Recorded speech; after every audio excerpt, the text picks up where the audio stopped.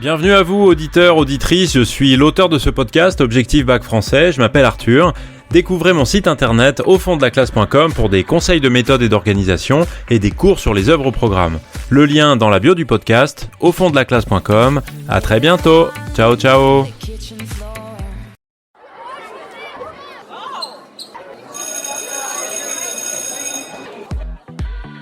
Bonjour à tous, chers élèves et chers amis du site aufonddelaclasse.com. Dans cet épisode, je vais vous expliquer pourquoi j'ai choisi de proposer ces cours à travers un podcast.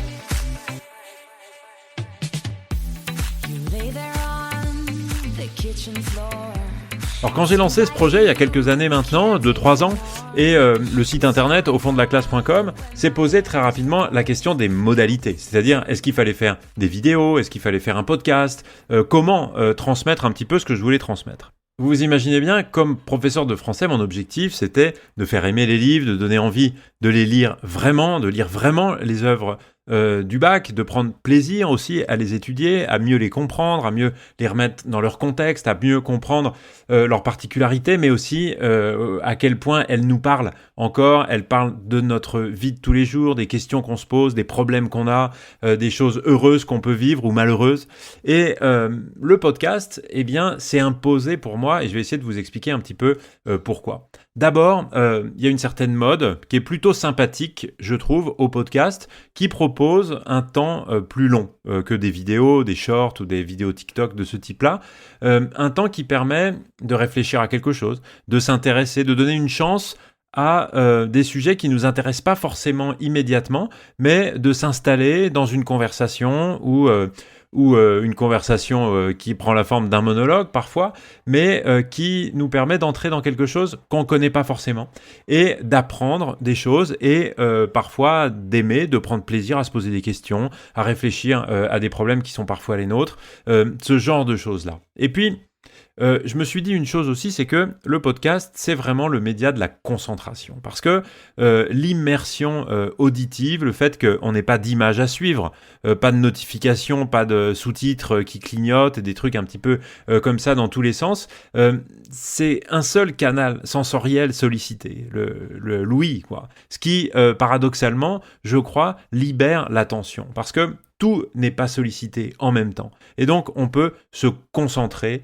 Et je crois que quand on parle de choses de ce genre-là, d'autant plus, peut-être quand on prépare un examen, on a besoin de cette concentration parce que sans ça, on ne travaille pas. C'est-à-dire que on ne réfléchit pas, on ne peut pas digérer les connaissances, on ne peut pas apprendre soi-même, comprendre soi-même et être prête finalement à devoir proposer une dissertation, c'est-à-dire un raisonnement original, personnel, face à un sujet qui va nous tomber comme ça sous les yeux le jour de l'examen. Et puis, la différence, ça, c'est un petit peu la même idée avec la vidéo, c'est qu'une vidéo, elle capte le regard sans arrêt. Et je pense que ça crée parfois une illusion d'apprentissage. On a l'impression d'avoir tout suivi.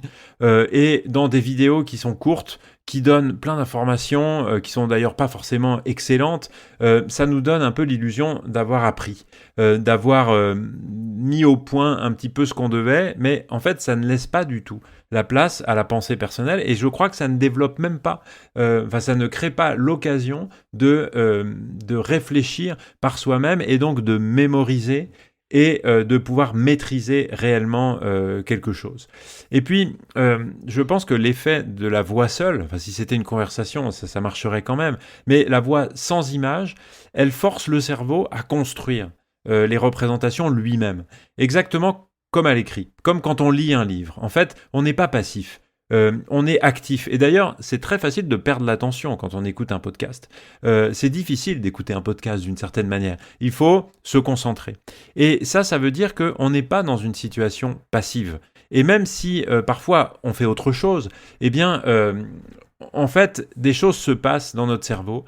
On a un processus qui est en cours et contrairement au format très court ou aux vidéos, qu'elles soient TikTok ou des Reels, des Shorts, des trucs comme ça, des médias qui donnent tout de suite une conclusion, mais sans le raisonnement, en fait, un épisode de podcast développe une idée. Et je crois que c'est précisément ce que le bac évalue.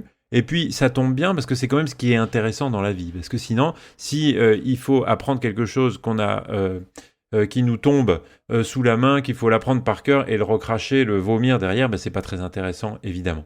Et je crois qu'un podcast, ça peut s'écouter en bougeant. Naturellement, quand on prend le bus, quand on prend le métro, quand on marche, tout simplement pour aller au lycée, pour aller je ne sais où. Et de cette façon, on peut réviser sans perdre du temps et transformer les petits moments, les interstices un peu de la journée en quelque chose d'utile. En faisant aussi quelque chose de manuel, par exemple en rangeant ses affaires, en faisant du sport aussi, évidemment, où notre concentration va être partielle, évidemment, parce qu'on fait quand même autre chose en même temps. On se promène, on est dans le bus, on est je sais pas où, on fait du sport, mais on a une stimulation réelle, c'est-à-dire que les idées infusent et parfois mieux qu'en force, quand on essaye d'apprendre de force quelque chose par cœur. Et puis, on peut réécouter. La répétition, vous le savez bien, sans que ce soit une corvée d'ailleurs, je pense, c'est quelque chose de possible et qui peut être agréable avec un podcast. Parce que c'est quelque chose qu'on ne fait jamais avec une vidéo d'ailleurs.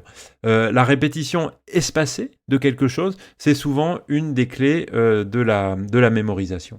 Et puis, c'est ce que je voulais dire avant, on peut aussi, avec un podcast, travailler de manière totale. C'est-à-dire avoir un stylo à la main, prendre des notes, noter ce qui nous intéresse, pas tout évidemment, mais sélectionner ce qui nous semble intéressant, une réflexion qu'on va vouloir développer un petit peu après en relisant un passage ou en construisant une fiche. Et tout ça, en fait, c'est déjà exercer un jugement critique.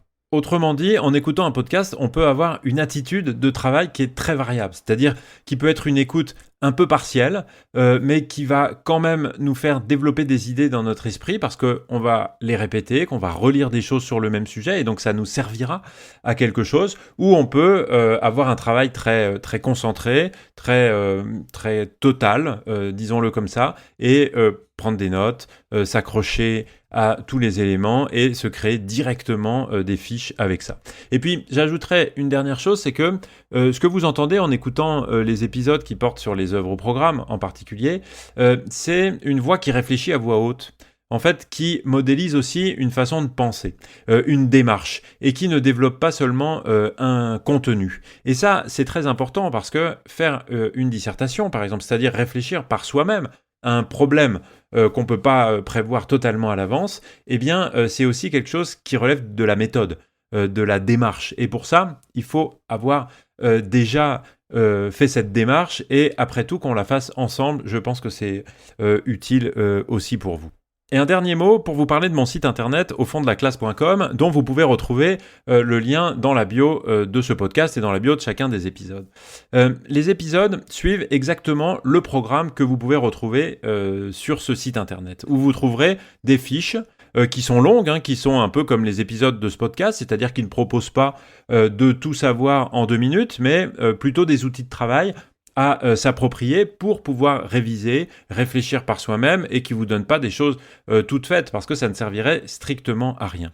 En tout cas, ce que vous pouvez faire et qui peut être évidemment utile, je crois, c'est suivre les fiches en même temps que vous suivez les épisodes, ou en tout cas réviser en vous aidant des 2 supports. Parce que les fiches du site sont calées exactement sur les épisodes, la même organisation, les mêmes entrées, les mêmes thématiques, le podcast et les fiches fonctionnent ensemble, en quelque sorte. C'est un texte écrit, un texte que vous pouvez lire en diagonale, comme vous pouvez écouter le podcast un peu en diagonale, et dans tout ça, peut-être trouver des éléments qui vous seront utiles pour vous sentir peut-être un peu moins seul avec vos révisions, mais surtout pour faire votre propre chemin dans les œuvres au programme et être ainsi prête pour le jour J. Voilà, en tout cas ce que je souhaitais partager avec vous au sujet du choix du podcast pour ces épisodes. Vous pouvez retrouver, comme je vous l'ai dit, un grand nombre de choses sur le site internet aufonddelaclasse.com. Je vous dis merci beaucoup de m'avoir écouté et à très bientôt. Ciao ciao.